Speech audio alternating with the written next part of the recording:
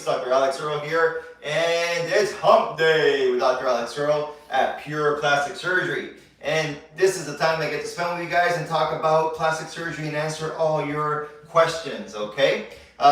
So today, I'm going to talk briefly about a subject, and then we can delve into all of your questions. I think that format's worked out nicer for us. I think a lot of you guys have a ton of questions and you just want me to get through those. So I'm not going to spend the entire 30 minutes talking about the subject. So we'll go for a short presentation and then I'll be ready to tackle every single question that you may have regarding plastic surgery before, during, and after surgery from head to toe, okay?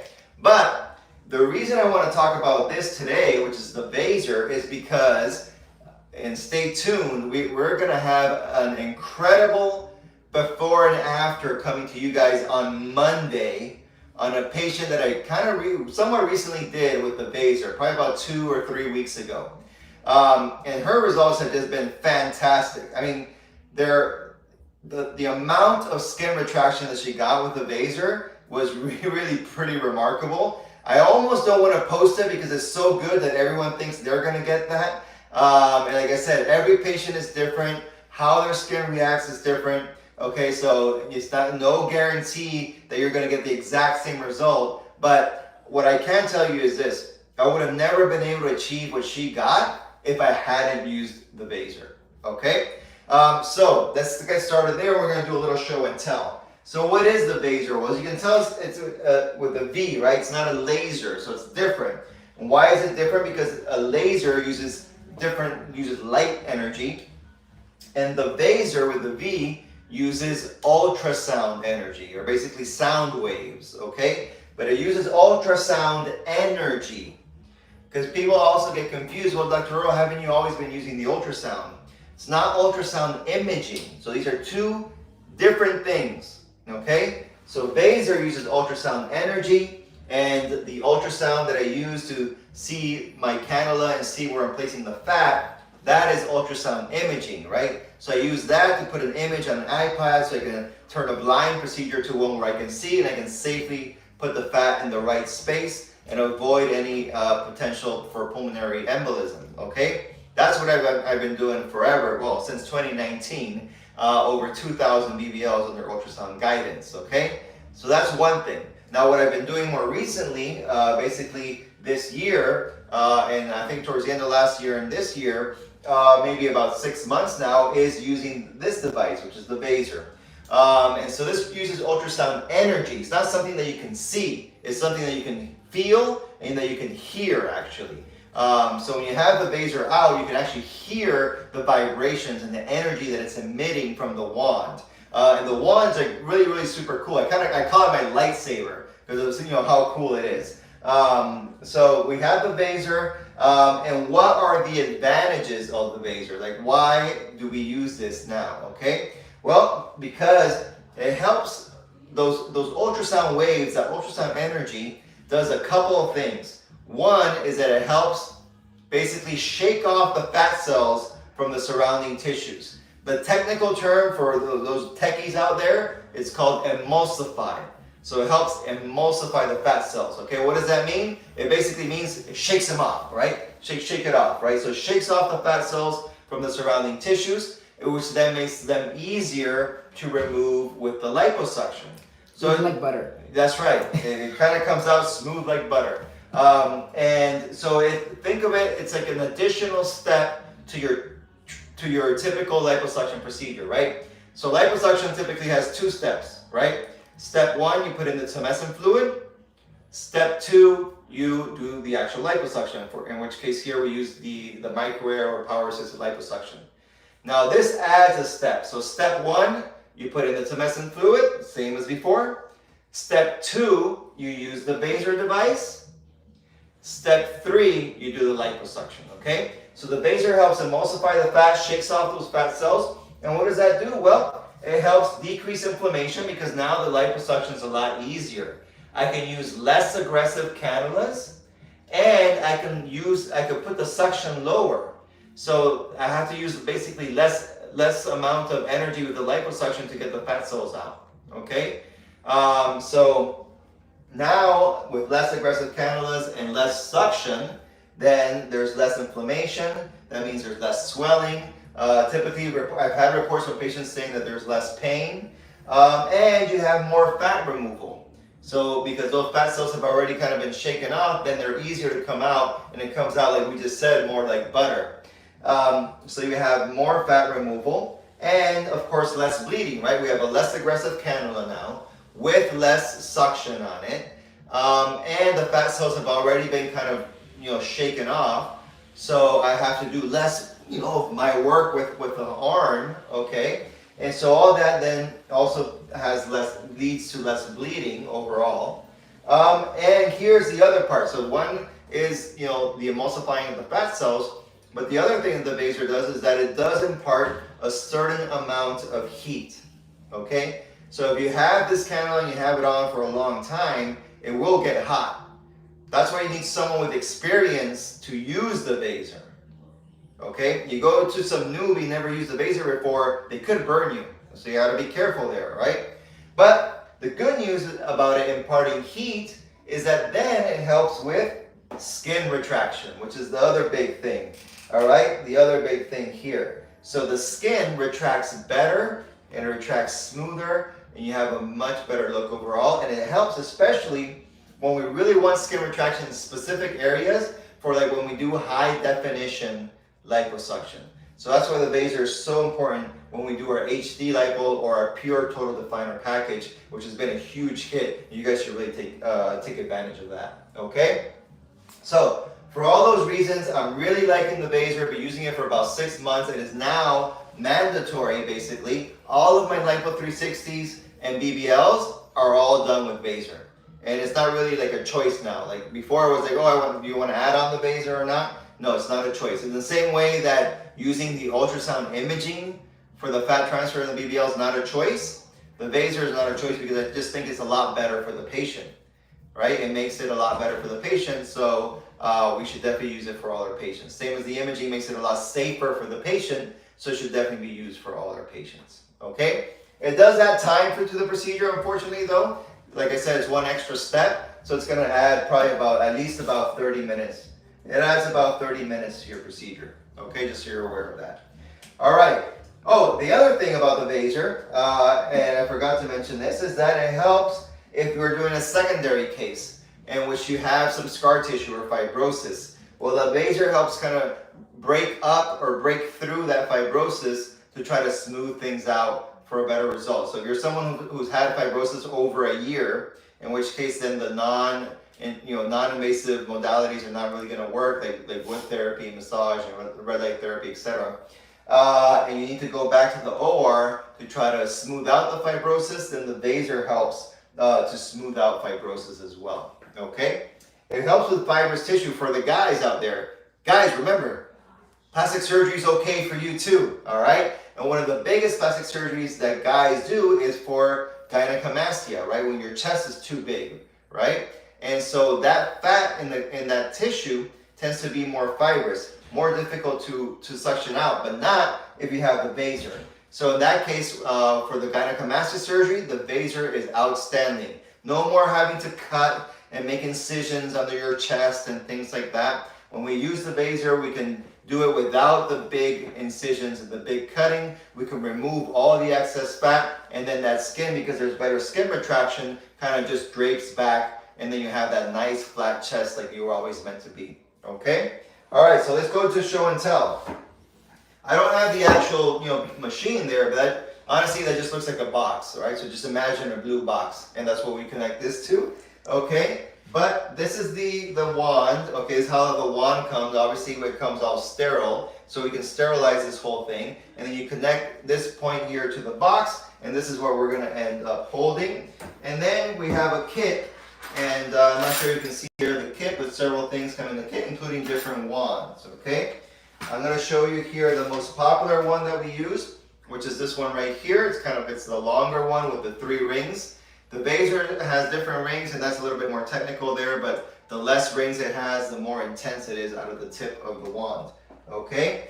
And so what do? Well, you gotta hook up your wand to your handpiece, and it just kind of screws in like that, okay? And then you actually need to use, this is actually sterile like when we do it in the OR. So you use tools that you would buy at Home Depot almost, right? But you use that because you gotta fix your hand piece, make sure it's nice and tight. And then you put a little protective cover over that, and boom, you're ready to go. But you can see that it's not a cannula, that's why I call it a wand. It doesn't have a hole in it, it doesn't suck anything out. Bring here. Yeah, you see that right there? So there's no hole in it. It's actually a wand that imparts, it imparts that ultrasound energy through the tip of that wand, through the rings in the tip of the wand there, okay? So that's what it looks like.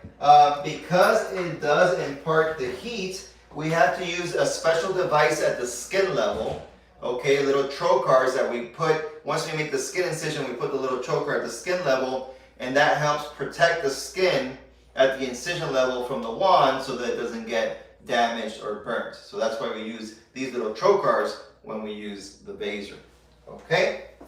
All right, cool. So I think that explains it, and now I'm ready to take on some questions. Yes, let's go there. Let's start. What's the difference between a BBL and a skinny BBL or our? Or the South Beach butt lift, that's right. So if you're just taking the difference between BBL and skinny BBL, that's about the patient, right? So skinny BBL is typically in the lower BMI patient, typically BMI 24 or lower. Usually the range is between BMI 21 and 24. Usually as the BMI goes below 21, then you're typically not a BBL candidate.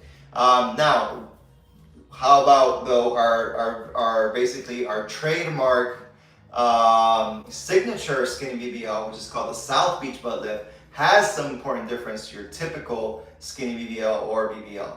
All right, and that's going to be the placement of the incisions. So it's going to have less incisions, and they're going to be placed in areas that are completely hidden, such that you don't see any incisions in the body, even if you're wearing a small bikini that you would wear out in South Beach. Okay, that's number one difference. Number two, it's about the shape, right? So with the South Beach butt lift, we take your underlying foundation into consideration, and we create a shape where all the transitions are nice and smooth, and it looks like this beautiful, enhanced, natural look, like it always belonged, okay? And it's a long-lasting shape. It's something that can last you potentially a lifetime if you then keep up with your nutrition and exercise programs after the procedure. And then last but not least, of course, everything is done under ultrasound imaging guidance, okay?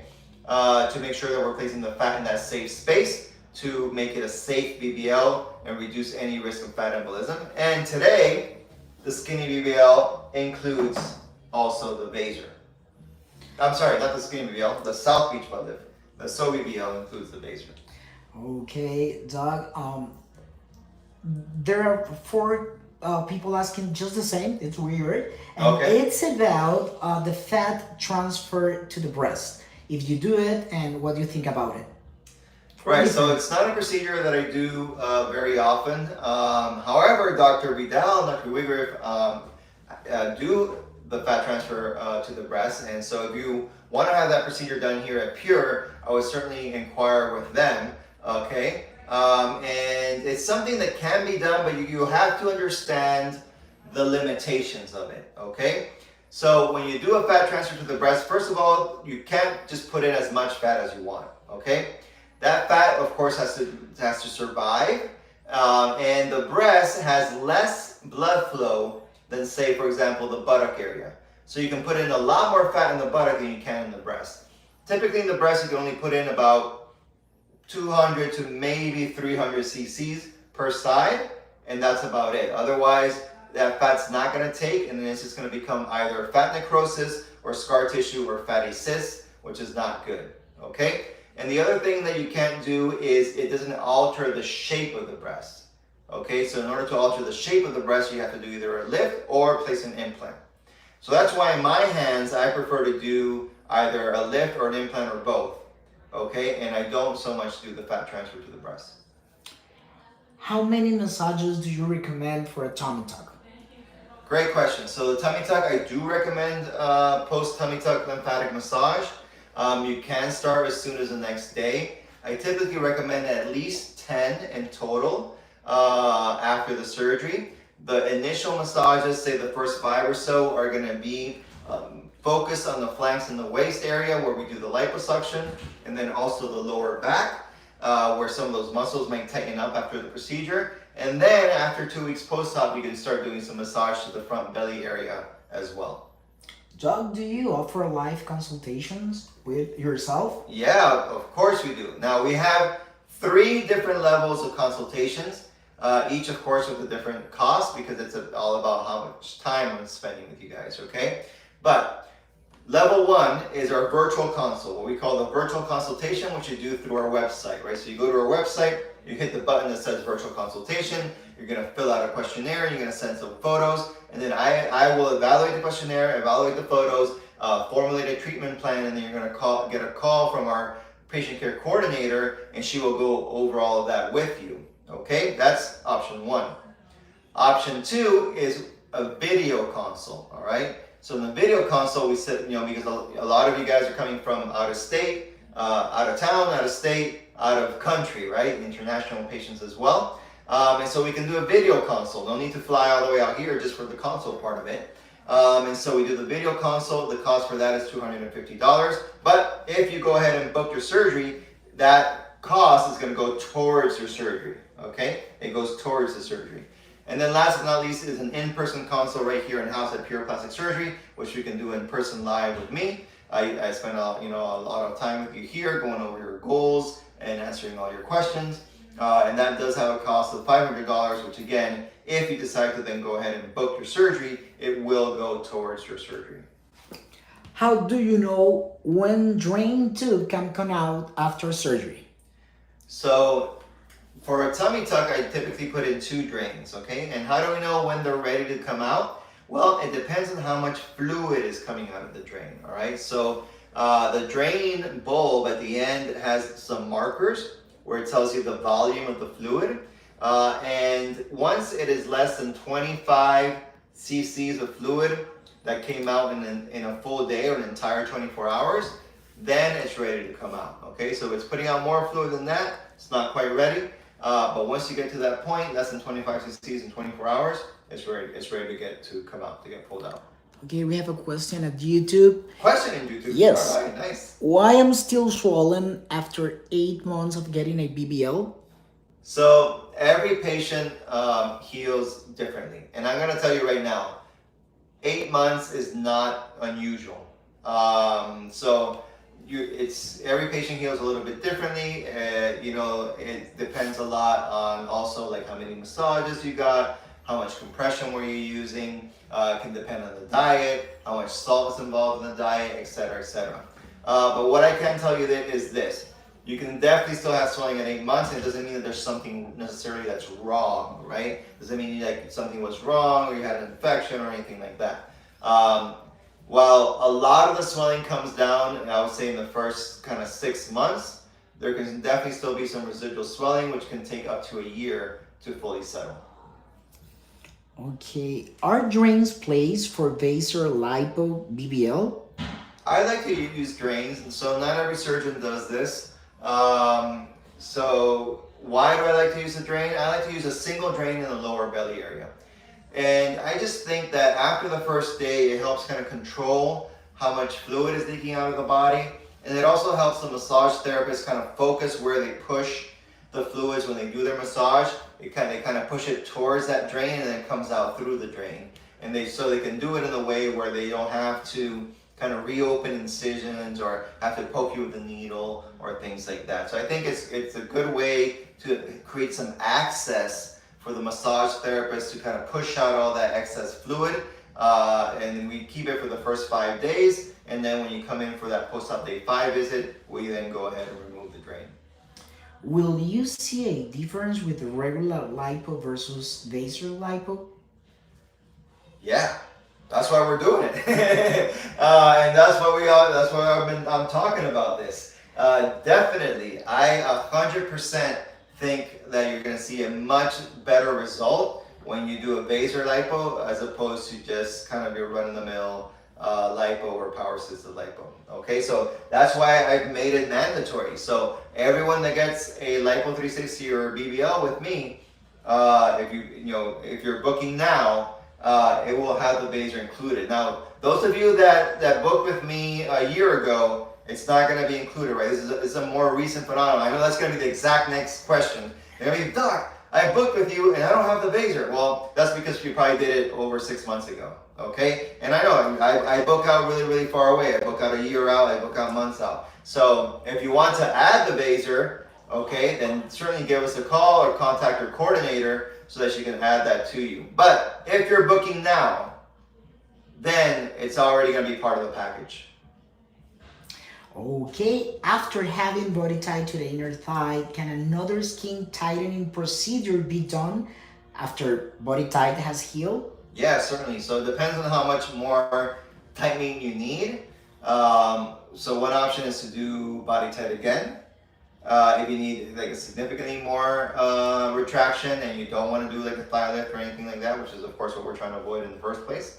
Or if you just kind of need like a tweak, then you can do the Morpheus 8, which I highly recommend doing because it can be done in the clinic setting. Very, very easy, very straightforward. You're kind of in and out, kind of a lunchtime type procedure. And the only thing with the Morpheus 8 or the Morpheus body is that it requires 3 sessions to see like a good result. So you're gonna have session 1, then a month later session 2, and then a month later session 3. This is about VASER, and as if there are different incisions or more incisions for adding the vase? No, that's the great news about it. So it goes in through the same incision that I'm using for the lipo, and the cannulas are about the same width as the ones that we use for the lipo. So there's no need for any bigger incisions or more incisions or anything like that. It all goes through the same exact incisions that I will be doing anyway to do your lipo sculpture procedure. Do you recommend heavy workout before a BBL?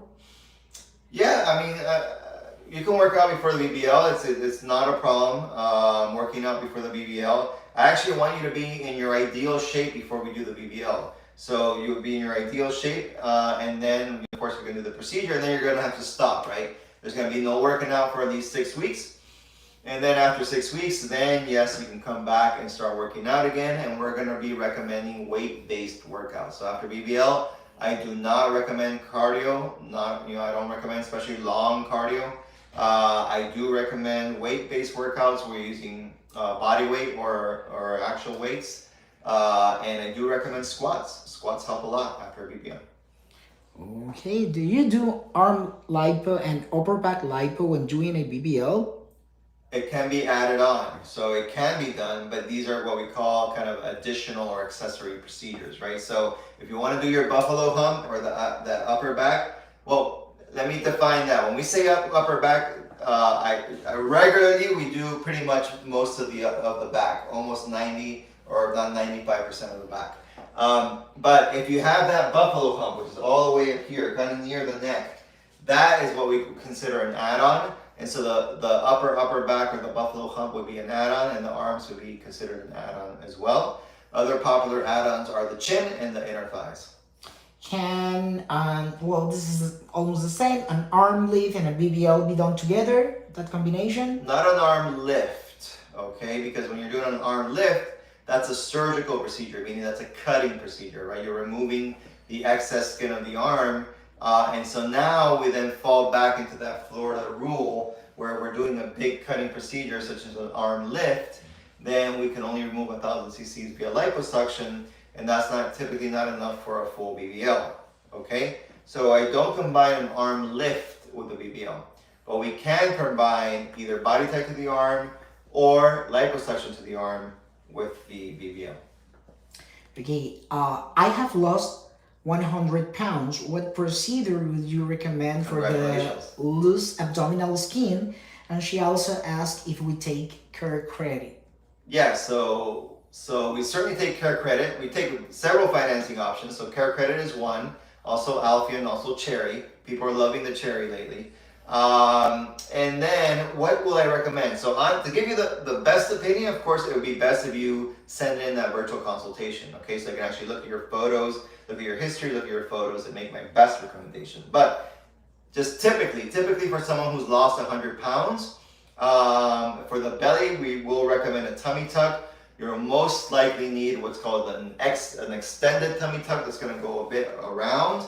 And there are some patients out there that might do best with what's called the fleur-de-lis tummy tuck, which involves not only removing the skin in this direction, but also removing the skin in that direction.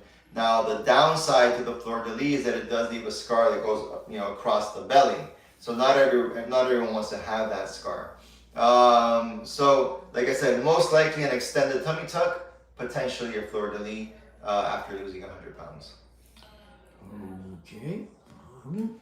What if you don't have enough fat for a lipo 360? Can you get a BBL with fat from the legs, etc.? Yeah, so if you're, say, a lower BMI patient, say you're doing one of our South Beach butt lifts, right? And I feel like we need just to get a little bit more fat, and it's not enough just from like the whole lipo 360 trunk area, then yeah, we can consider also going to the arms and the thighs to add a little bit more fat so that we have some more there for the transfer to the buttock and hip area. Okay, Doug, my faja is so uncomfortable. What does the faja do after surgery? The faja chronicles, right? Everyone hates the faja. So what does it do? Obviously, it provides compression, all right? And what does compression do? It helps the skin kind of drape back down where we want it. It also helps kind of shape things as well. So remember, there's two things that happen after liposuction. One, we've kind of lifted up the skin from everything, and that skin needs to drape back down. Okay, and so the faja and the compression help the skin drape back down. It's very important how well you place the skin underneath the foams in the faja to make sure that it does drape back down in the best and smoothest way possible. And then the other thing is the shaping, right? So we've added fat to certain areas, we remove fat from other areas, and then so your body is a bit more moldable or malleable at that point in time. And so we want to make sure that we shape it in the way that we like it. So that's what the faja kind of provides, that shaping wear, so that it goes in the areas that we want, such as the waist. It doesn't put as much compression in areas where we don't want compression, such as the hips and the buttock, and it helps create that shape overall while your body is kind of healing into place. No question, but came to say thank you for all you do, and I can't wait to see you again in a few more months. Former patient. All right. Awesome. I'm not sure who you are, but I definitely would want to see you in a few months. You let me know that you've been on this live, okay? How soon after a mommy makeover can I get a BBL? So the soonest would be 3 months, okay? And I do recommend it in that order, so it's great. It's great that you're coming to us with that. So I recommend doing your mommy makeover first, tummy tuck first, okay? I always recommend that. So do your mommy makeover first, and then 3 months later, come back and we can do your liposculpture BBL. Can you do any form of activity before 6 weeks? Walking. So walking is actually recommended. It's highly recommended because that's going to help keep the circulation moving. It's going to help decrease the risk of blood clots. So walking is very, very good and highly recommended. And you can walk as long as you want. Really, there's no kind of limit as long as you're walking kind of at your regular pace, right? We're not talking about speed walking, and certainly no running, jumping, jogging, or anything like that, okay? But that is the activity that we do recommend within the first 6 weeks, is doing all your walking at a minimum at least 10 minutes every hour while awake, but longer than that if you want. And what's the max BMI to get lipo 360 to the arms, stomach, and back with Dr. Earle? So with me, yeah, exactly. Because every surgeon is a little bit different, but with me, the max BMI is going to be 30. Okay, so 30 is the max BMI, but if your BMI is a little bit higher than that, Dr. Vidal accepts a little bit of a higher BMI. So does Dr. Wigger, so you can consider that as well. The other option is, if your BMI is higher than 30, that we offer here is weight loss through semaglutide, right? So we can offer you an entire semaglutide program, get you to that BMI 30 or below, and then do your surgery. So we have a bunch of options here for you. So I don't want someone to say like, oh, doc, my BMI is higher than 30 and I can't have surgery with you, and I can't have surgery at Pure, because that's not true. You have several options. We can get you the semaglutide and get your BMI down, or you can look into Dr. Vidal and Dr. Wigger, who will accept a little bit higher BMI. All right, we got it? Okay, everybody. Well, I hope you enjoyed the show and tell. You guys actually got to see the device that I'm talking about and that we use here in the operating room. The VASER has been awesome. Stay tuned, guys. Before and after, like I said, coming on Monday, it's gonna blow your mind what the VASER did in terms of the skin. It's gonna be in the belly. You're gonna look at the abdomen, basically. Okay. So if you want to get your mind blown as to how well this thing can work, stay tuned for the before and after that we're gonna be posting on Monday on my IG. Okay. All right, everybody. Take care. And I look forward to seeing you all next week on Hump Day with Dr. Alex Earle. Ciao.